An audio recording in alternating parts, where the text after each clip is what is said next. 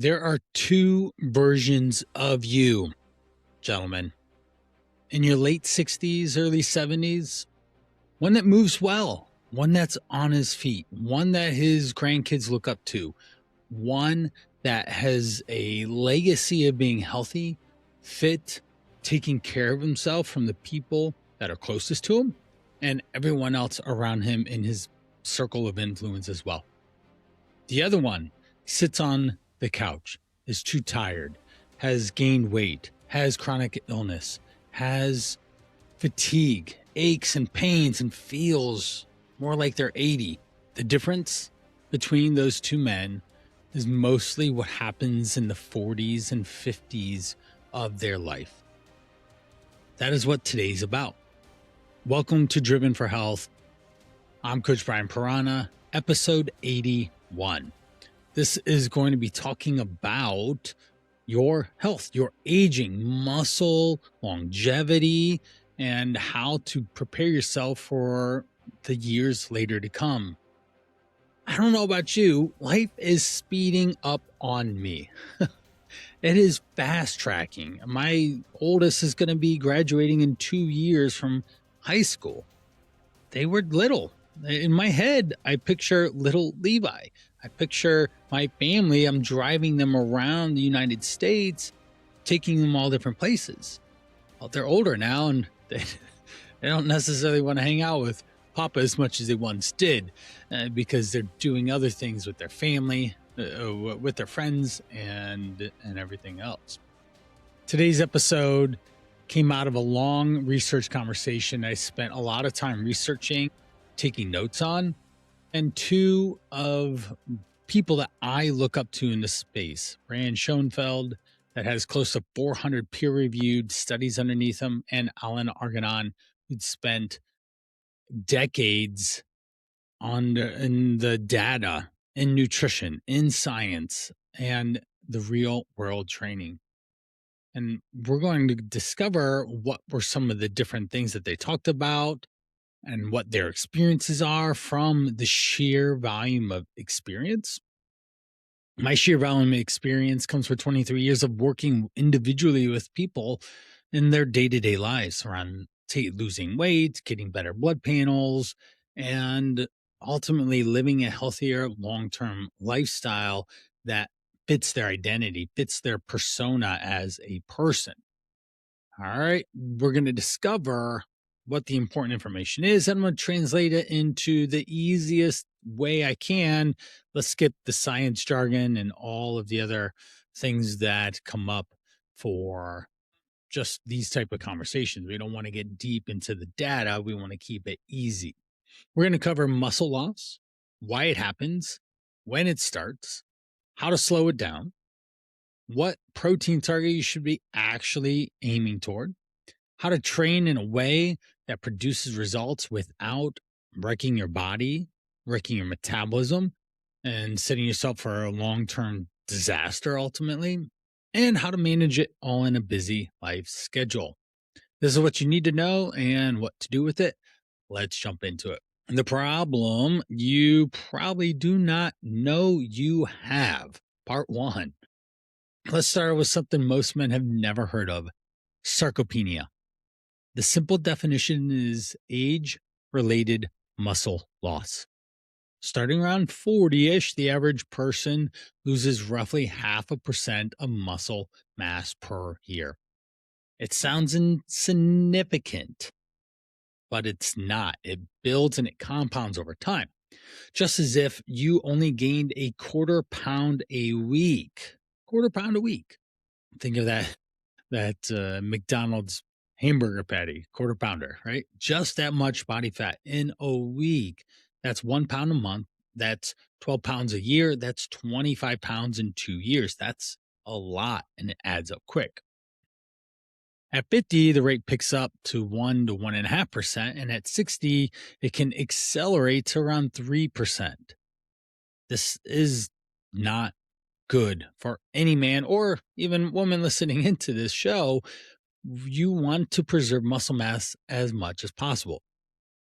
By the time you reach your 60s, somewhere between 10 to 20% of the population has medically diagnosed sarcopenia. That means a measurable weakness and reduced physical function is 1 in 5 people. So look around, go to the work today, count however many coworkers you got or employees you have, and do some simple math, right? 5 people are going to be out of 25 are going to be there, and just start picking people off. Most men notice this has shift, but they didn't know what the name was. Even me, at some point I realized, hey, I really need to focus on doing squats. I feel like my quads from my yesteryears of running so much and cycling so much are starting to go away. One fear that I have is just ending up as how much I weighed in high school. I'm about 190, 195 right now at 6 foot. I want to maintain all this muscle mass that I've been working so hard to put on for the last, I've lifted pretty much most days every day, at least 3 to 4 times a week over the course of my lifetime. And plus all the other activity I've done, I want to maintain that hard work. But that I start seeing my quads start to go down. Or if I take a couple of days off, then my belly button looks a little jiggly more than I like. And maybe you feel that the scale slowly moving up. You feel softer. Your stomach might even, if you have belly fat, it might start feeling hard. That's not because you have a six pack. All right. That's hardening belly fat that is going to cause you health complications later. You're slow to recover. Right now, I personally have been managing a 5-week glute strain, and even sitting here recording this podcast, I feel it. Keep moving my leg, wiggling it around to sit differently to keep it from straining or having a lot of compression on my sit bone. It's like way high in the glute, and I think it's where my piriformis attaches to my glute, and that's where I popped it, and it hurts. I'm not gonna lie, it aches and throbs sometimes. I've experienced a lot of injuries in my life. This is just another one that I will overdo and figure out. You wish you were 25 again. Brian has a 25-year-old mind and a 43-year-old body now. And hopefully I can maintain this body for as long as possible. Quick question. When was the last time you honestly thought about how much muscle you actually have? Not how much you weigh, but how much muscle you actually have. And here's what makes sarcopenia different than weight gain. You cannot see it in the regular scale. Man can hold the same body weight from 40 to 55 and slowly be trading muscle for fat the entire time. Same number, but when you take your shirt off, you feel radically different about your body composition, about how it looks, about the risks that you're increasing to get, about your potential health issues in your bloods and labs. And an analogy, I like throwing analogies out here, and hopefully this helps. Think of it like a truck engine. If you drop from an 8-cylinder to a 6-cylinder, the truck might still be being able to like move and feel like a truck, but when you hook up something on the hitch, you feel that power loss, that it becomes noticeable. The fuel burns less efficiently, and it takes more effort and energy to move the weight. And over time, everything downstream is affected in your body. Muscle being the engine, and less muscle means the entire system has to work harder to do the same job. And I'm not talking about burning more calories to do it. That's not it. Because if you have less muscle on your body, you have less active muscle than to burn calories and keep your metabolism high. And let's make this point clear. Talking about skeletal muscle is the conductor of the fuel that you use across the entire body. And this thing it's the engine. It's the thing that keeps it going. And it's just not just movement, but it's how your body handles energy, from glucose, insulin sensitivity, inflammation, And it all connects back to how much muscle you have and how well it functions in your body.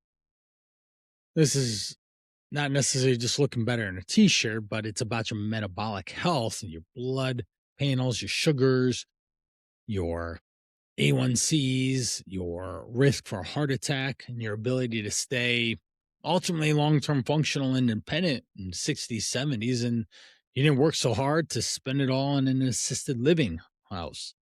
I saw my grandmother go through that. She had type 2 diabetes, and ultimately it cost her both her legs from the knee down, and it cost a significant amount of identity loss. She was the matriarch. We always went to her house, and she just lived in a box basically in 5 different assisted living homes because she was unable to take care of herself at home and had a multitude of issues that needed taking care of. Not the way that we want to do this. I don't. Definitely don't. I want to live, live, live, live, live, die. That's what my life is about and what I'm working so hard for. When does all this start? It's something that the sarcopenia is age related muscle loss. And most people think that it's just an old person problem, right? You just get old and you're old. Well, literature says that muscle degeneration can start to begin as early as your early 30s. And it's worth repeating that if you live a sedentary life that sits at a desk and you drive a car and you don't move your body and you scroll too much on your phone and you don't play with your kids or go walk with your wife or family or do fun, exciting things, you just sit and you don't work out, yes, it could start then. And this is when the shift from being active in your high school and maybe college years into career mode, family mode, kid mode starts to happen. And is what you end up accelerating this process. I have so many people that would still eat the way that they did when they trained and they gained 15, 20 pounds as a result of not changing their nutritional habits coming out of high school or coming out of college when they have more responsibilities.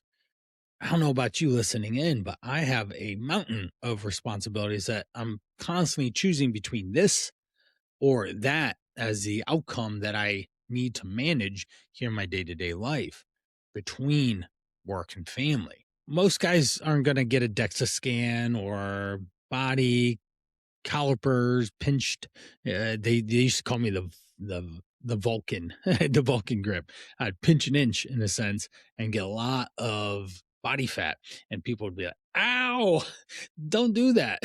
Stop pinching me." Well, I've pinched hundreds and hundreds of people throughout my day giving body fats. And then even at my CrossFit gym, we had a bod pod that would do it as well. But the point being is that most aren't going to go do that or go to get an in-body scan. Let's real quick go through these. DEXA is gold standard. You're going to have to go somewhere that actually has a DEXA scan. You search DEXA, DEXA scan near me or in your zip code, and you're going to find some places, usually institutions or colleges are going to have that. There's a bod pod. It looks like a giant egg that you sit in. There is, what else? We have skin calipers. Your personal trainer could do that, something like that, or a local person. The in body is a very popular one that sends bioimpedance, which is an electric pulse through your body to be able to get it to register how fast that the speed of electricity goes, and it gives you some numbers and data. And they also have the smart scales, but the problem with those is they run off AAA batteries and they go from one foot to the next. The fastest, easiest way to get there is basically through your manhood there. And it's not assessing the other parts of your body. Whereas you get something like a HUME scale, HUME scale or similar on Amazon, then that can help at least get your upper bodies. And it's like a cheaper in-body scan that you can do at home. All right. The point being is that you're not measuring your muscle mass and you don't have any idea how much you actually have as a percentage. You don't just have your fat weight and your muscle mass. There's muscles, bones, organs, and different water and muscle glycogen. There's a lot of fluid in your digestion tract or in your bladder that gets into this. So you don't just think, oh, I gained 10 pounds of muscle. Chances are, if you gain 10 pounds of muscle, that's going to take you natural better part of a year and a half. That's just the process of what it is. And that's something that the scale isn't going to show is body percentage of fat. Now you could use the smart scales at home just to help as a reference, but we can't hold those to say a truth in a sense. We just have to make sure that you are paying attention to it. Also, pointing out something that most people aren't thinking about is in your 30s and 40s who are sedentary, their biology is sometimes older than the fit, well fed, younger, or people who take care of themselves that could be literally twice their age. Okay. This is what the research shows. If you are taking care of yourself, you might physically, your biological age might be lower, which is what you want. A quick question here is it possible that right now, today, the gap between where you are and where you think you are is bigger than you want to admit to yourself? Wow, that's a that's a question to really stop and think. Pause right now. Stop and reflect on that question. Is the gap where you think you are to where you actually are greater than you think?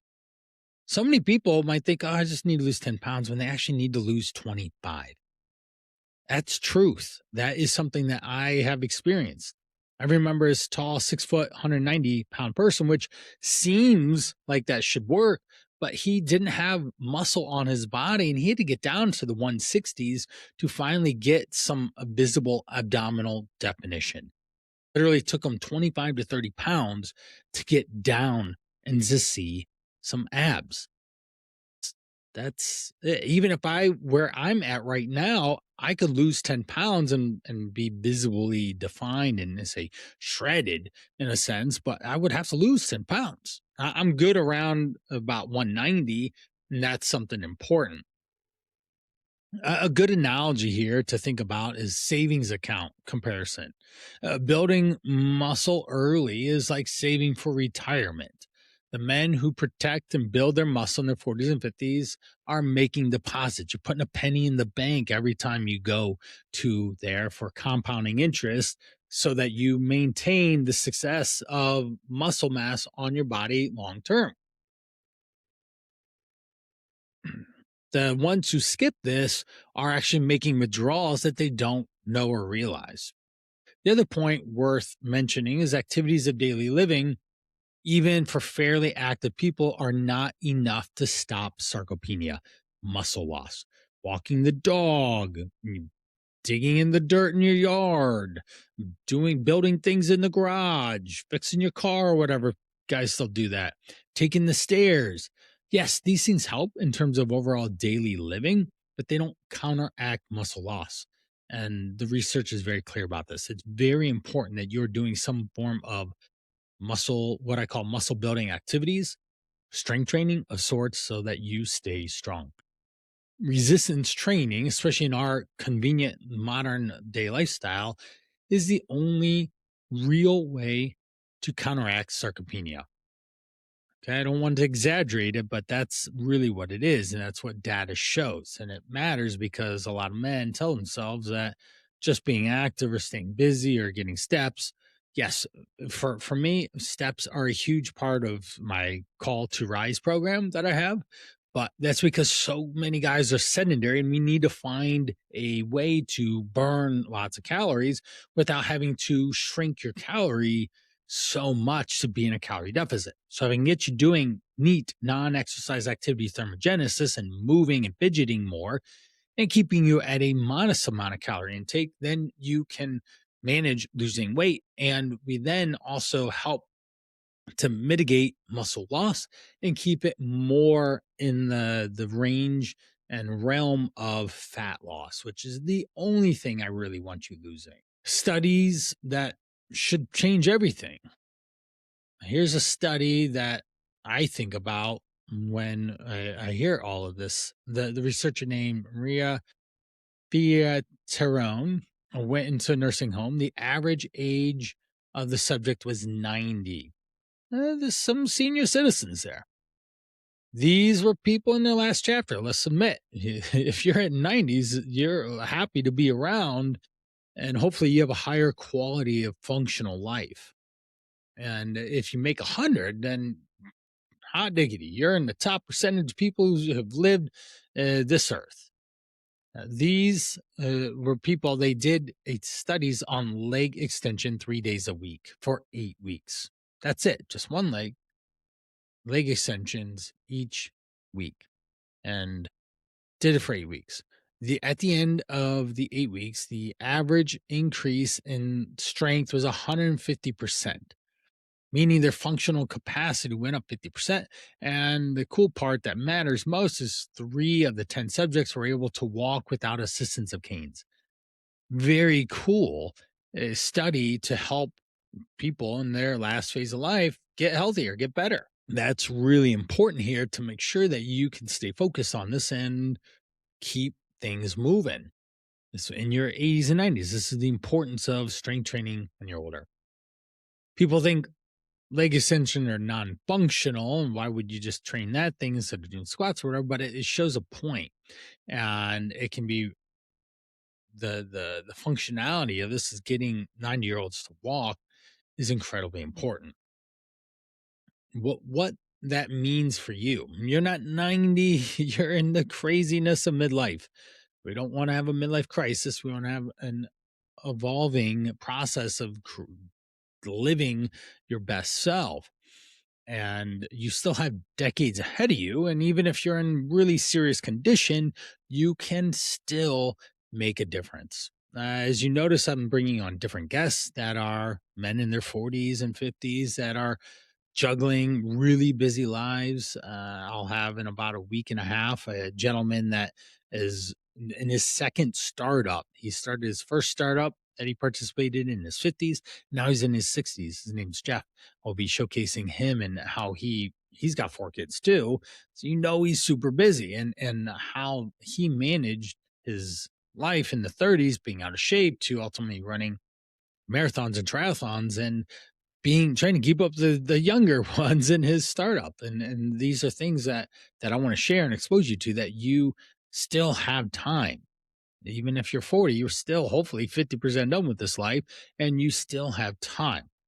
Research is on your side that you can still make real strength gains that manage better body composition, functionality, that manage insulin sensitivity, blood markers, and they really can alter what could happen 10 years from now of saving yourself from a heart attack. Super important. It's possible. That's the point that I'm making. And biology can still be on your side if you strength train. Why muscle is about more than how you look. Very important. Okay. It's a secretory organ. What that means is that muscles produce mitokines, and substances that get released into the bloodstream have effects across multiple systems, and the muscle being one of them. So these mitokines reduce chronic inflammation. They support insulin sensitivity. Okay. If you're running around with insulin resistance in your body, doing some strength training can help balance that out for yourself. They interact with the brain, the liver, and other tissues in ways that protect long-term health. Muscle is not just something to look good. It has to be a very active part of a functioning system in your body so that you can keep it running properly. We also have 2 different types of muscle fibers. We have type 1 fibers that handle endurance, and type 2 that handles strength and power. The research shows that as we age, the type 2 fibers, the strength and power ones, are the most at risk, because you can say keep walking, but you can't keep jumping or lifting as the older you get. And once they start dying off and you lose the type 2 fibers, you lose your ability to produce that force quickly or even get it back in the first place. That's a big challenge for you. Why does this matter, you think?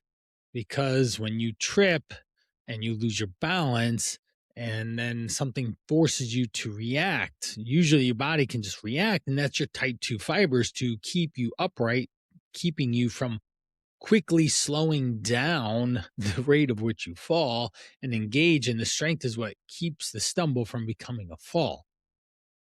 In your 60s and 70s, if you do not have those type 2 fibers, when you fall, you might break something. Roughly 50% of people who break a hip in their 60s and 70s never regain full functional capacity.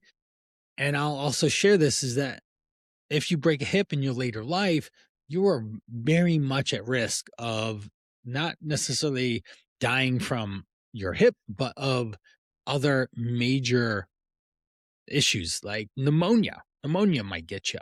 6 months of skipped resistance training means that more type 2 fibers can get lost, and this is muscle that you can't really regain.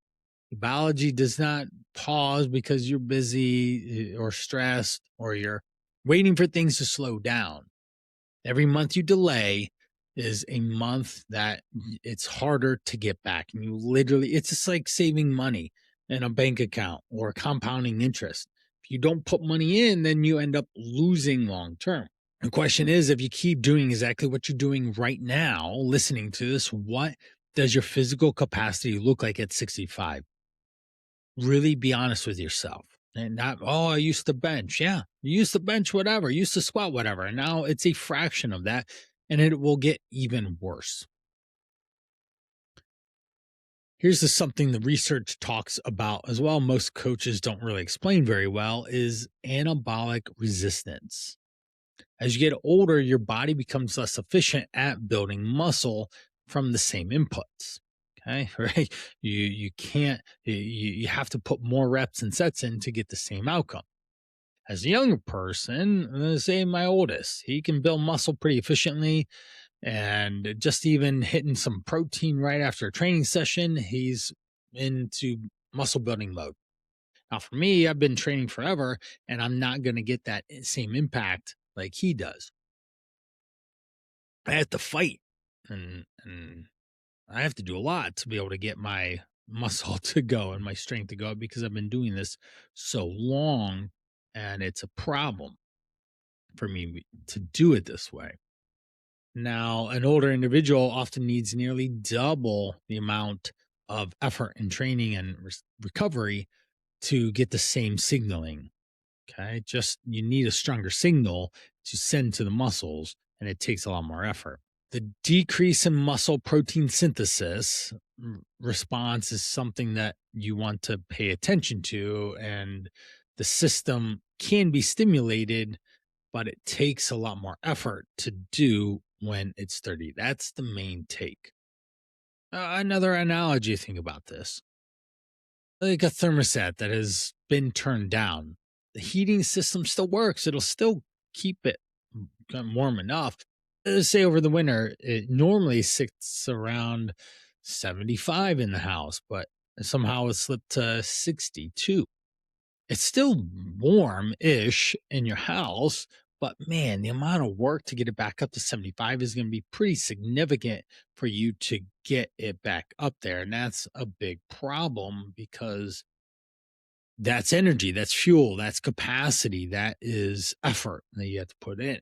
Now, the key finding from any research about resistance training, the prime lever is what we're looking for, is making sure that the workouts stay. The lever of resistance training is stronger for the impact of protein effects, and getting enough protein into your body is important, and you might even need more the older you get. We'll get to the targets here, but we need to make sure that you're training with real progressive overload and pushing yourself and making sure that when you're checking the box in the gym, that it actually provides a stimulus. Again, having to do a couple extra reps, couple extra sets makes where the muscle move, or at least helps you get the response that you need in your body to be able to produce the strength and muscle retention and potential gains there. When you look at your muscle scans at 1670, and they can be compared to active adults versus sedentary adults, is a significantly different in terms of the muscle mass, the quality of the tissue itself. That's muscle tissue. We want the muscle to be responsive, soft, supple, and strong, and function better. There's a big difference between a sedentary person and a non-sedentary person. And sometimes I have this show up in real life with clients when we're working through. They are having to deal with, hey, I want to lose weight. That's great and all, but you haven't been active for 10 years. The weight isn't necessarily just going to fly off 30 pounds in 30 days or something, or even in 3 months. It might take 4, 5, 6 months because your lifestyle is so counterintuitive to keeping you strong and healthy that it is important to note. Protein targets. Let's go over some of those, what the actual research says. So the numbers of where lots of men are, they're actually under eating protein and not even thinking about it. The standard RDA for protein is 0.8 grams per kilogram of body weight, or to 1.6. And what does that mean in terms of body weight? That could be about 0.8 times your pounds, or all the way up to 1.2 times your body weight. And most men, brass tacks, what does this mean? Is that this is going to be somewhere between 150 to 180 for most men. If you're a larger man, you might need more. Now, bare basic amount of protein that a man needs just to do the very basic types is about 50 grams in a day. All right. And that's the truth. All right. I've looked it up multiple times to just make sure that guys know, hey, this is the minimum amount and you're just barely over it because you're not eating any protein in a day.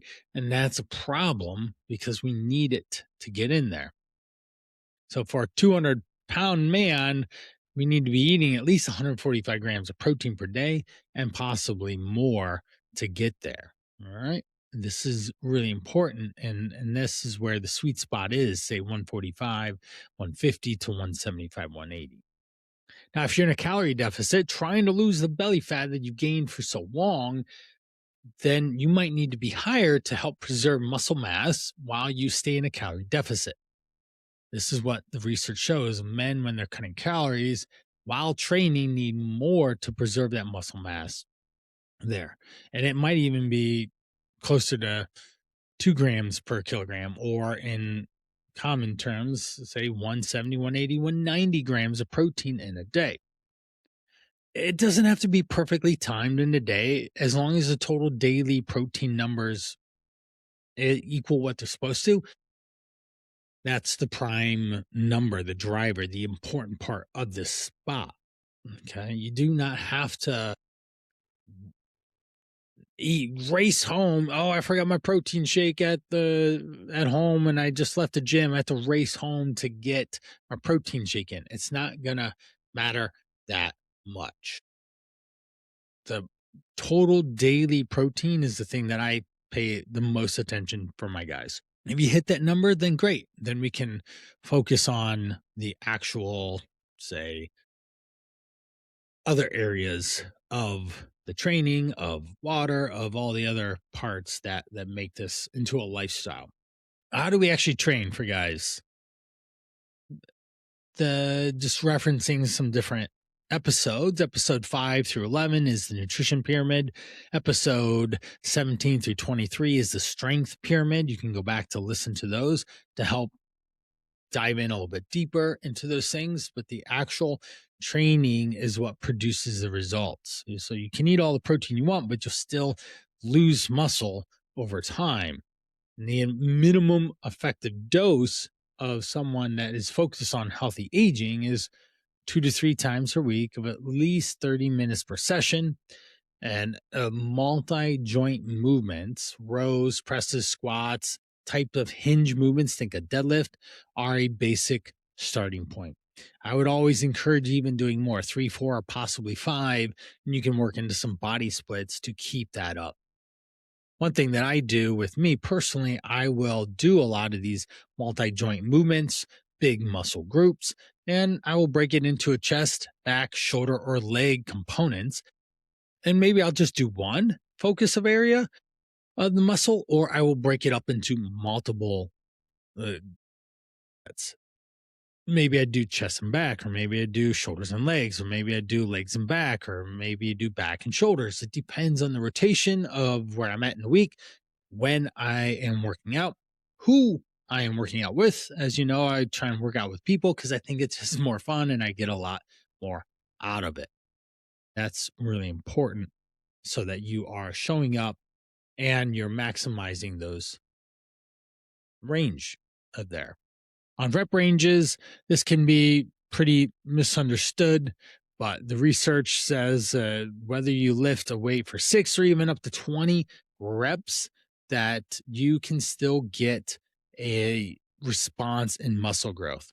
I particularly like to do 8 to 12 as the rep range that I prefer to coach my guys in, because 8 is on the heavier side, 12 is on the lighter side, and that can indicate where we move up. Certainly, we can cycle through different variables of having higher rep weeks or slower rep weeks just to create a variability in the overall training that you're doing.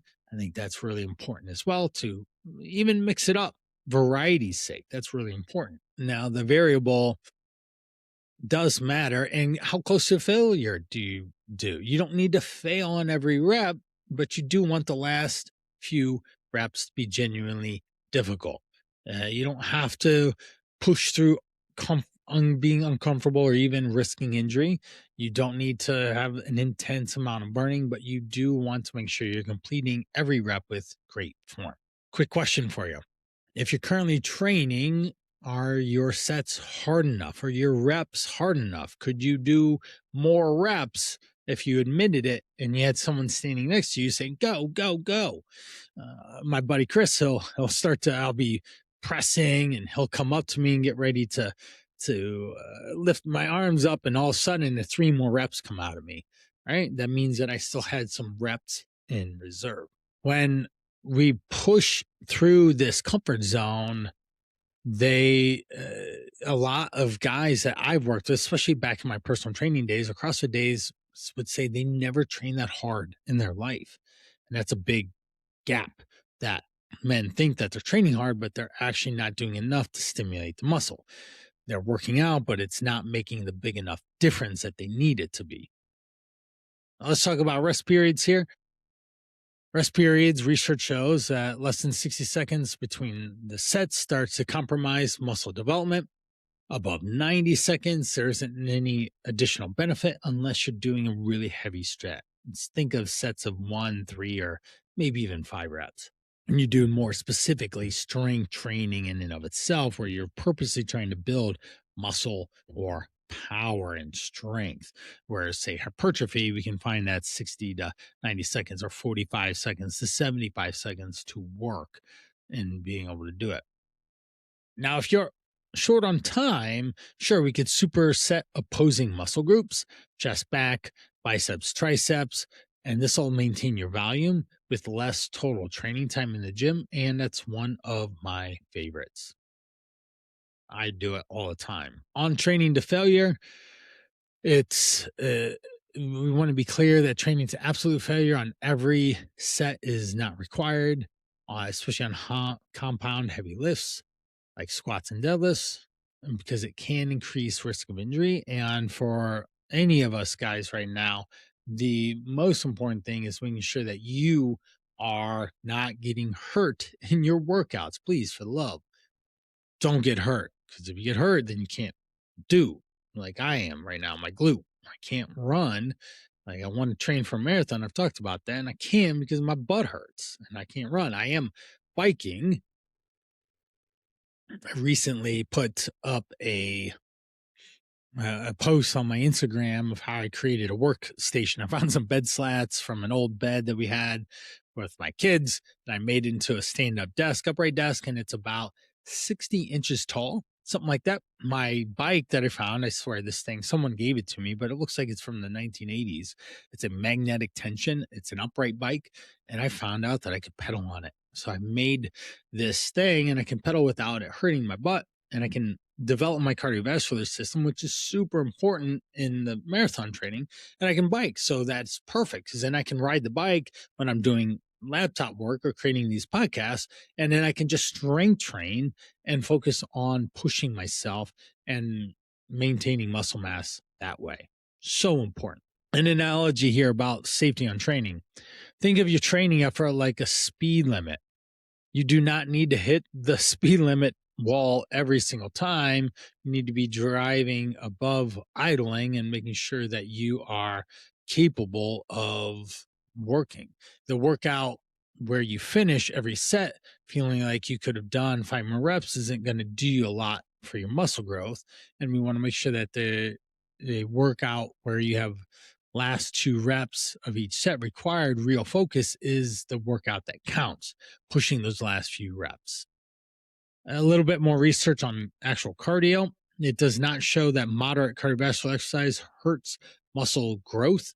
For most men doing a reasonable amount, running, hiking, biking, tennis, pickleball, these aren't going to break down your muscle. It's only a lot more extreme versions of doing lots and lots and lots of cardiovascular training, which will potentially cause you issues long term. Let's think about recovery now, supplements and what else matters. On recovery, the most common mistake that I see is insufficient supplements. It is too much volume piling up with you, not enough rest built in, meaning that you just keep working out hard and you aren't resting enough. If you're sore all the time, then this is a very important time to take a break, and you want to make sure that your training load is sustainable. There are 3 supplements that are super important, and these ones matter. The other ones, you really have to pay attention to what you're doing. First one, creatine monohydrate, 5 grams per day. There are non-responders, roughly 20 to 30% of the population, that just don't get any effect to it, but it helps with strength, with helping work harder in the gym to break muscle down, to rebuild it. It's super cheap. It's been researched for decades. I'm a big fan of I take it 5, 6 grams a day. And then also the importance of doing the brand on Amazon, bulk supplements, it's called the creatine. It's a basic white package with an orange silhouette of a guy on. That works great. That is a preferred one. It's cheap. And I just recently found that they've different flavors: sour apple, lemon ice, that can make it a little more fun. But I literally scoop it out and throw it right into my mouth and then swish it down to make sure I get every last bout of it. So I've consistently taken it over the last 2 years, and occasionally I'll get off track with it, but then I'll pick it back up. For example, I'm going to be going to Peru here in about 2 to 3 weeks. I am going to get back to a cycle of creatine usage after that and be consistent throughout the summer. The second one is omega-3 fatty acids. 2 to 3 grams of combined EHA and DHA per day is what the research shows, back to back. And that's what's super important here, is to make sure that you are focused on that part, meaning that the EPA and DHA really help you stay on track with anti-inflammation, with muscle protein synthesis, with strength gains. And if you eat fatty fish 2 to 3 times a week, like salmon, then you're going to be a lot closer than you think.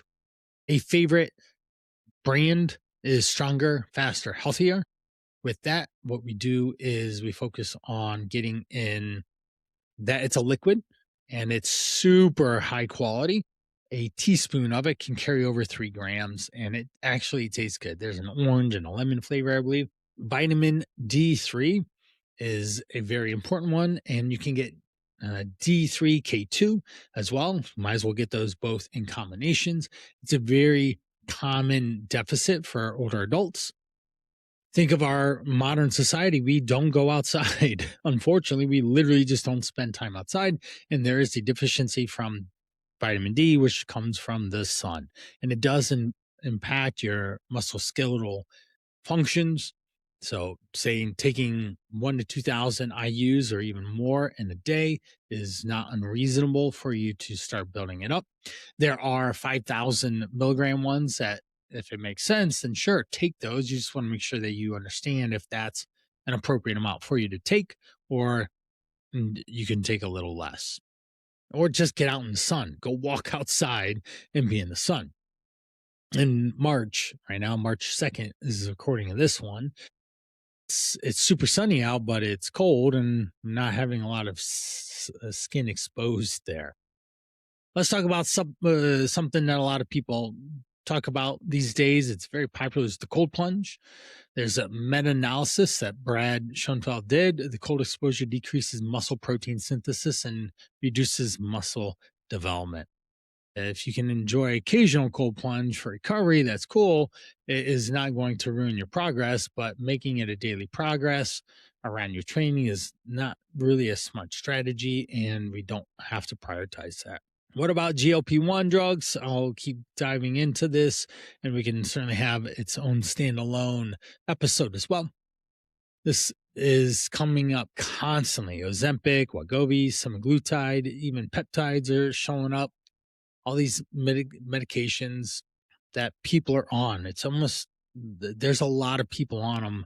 And unfortunately, people are going to those first over seeking out professional help. The research says that these drugs suppress appetite significantly, keeping you in a calorie deficit. And it's a super powerful tool. But the problem is, if you have a suppressed appetite, that often means that you are suppressing your protein intake, and then thereby suppressing your training capacity. And saying it bluntly, people on these drugs they literally forget to eat, and they forget to fuel their bodies, and their performance in the gym drops because they're not giving their body what it needs. The risk of muscle loss on the GLP-1 drugs is a real factor that you need to be aware of and pay attention to if you're on it. And it's something that is just not being as focused on, especially with the prevalence of it coming out. You have to really focus on getting adequate amounts of protein in, and resistance training is part of the process so that the drug can help reduce calories, but you protect your muscles. Some practical takeaways for this week. Here's what I want you to walk away from this episode: 6 clear things you can act on right now. Get your protein up. Men in their 40s, 50s need to be easily having ideally 150, 160, 170 grams of protein a day. And if you need to, track it. Chronometer is a favorite app of mine that I use to help make sure that people are getting adequate amounts. Number 2 is doing resistance training at least 2 to 3 times a week minimum. This could be a push-pull rotation, a push-pull leg rotation. This could be body splits, chest, back, shoulder, legs. I'd only recommend that if you're doing a high frequency of it throughout the course of the week, then that actually makes a lot of sense. Takeaway 3 is stop chasing hard, complex workouts. Rep ranges of anywhere from 8 to 20 have been shown to increase muscle hypertrophy. Again, I prefer 8 to 12. I'd rather just lift something heavier than go so many reps, with the occasional variable of just switching it up and doing a high rep workout. Takeaway 4, rest. Anywhere from 60 to 90 seconds is reasonable. If you're going over 2 minutes and farting around on your phone, you're wasting time. Number 5, consider creatine, omega-3s, vitamin D3, and that will help you get some of the necessary supplements and all the other ones you really have to pay attention to if they are worthwhile. On episode, I believe 10 or 11, I think it was 11, episode 11 has supplements, and it can go over some of these in more detail. Takeaway 6, stop waiting for the right time. There is none. You have to do the thing. You got to work. Time passes every single day. And if you haven't checked that exercise box in a week or a month or a year or 5 years, no better time than to start now. Just think of those 90-year-olds. They were able to increase strength and functionality in their 90s. What to track your daily protein, track the number of days that you work out, and track your waist circumference measurement. If it's above 40, you're in big trouble for health issues like heart attack and cholesterol. Don't do it. Quick question here is, honestly, do you know what your daily protein intake is right now that you're consuming? Most don't. Most don't know how many calories they are eating. So if you don't know those things, you can't accurately control your body weight. It's just how it goes.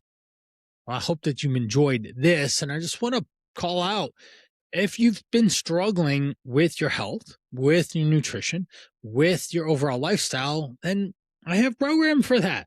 The Call to Rise. It's a 100-day fat loss challenge.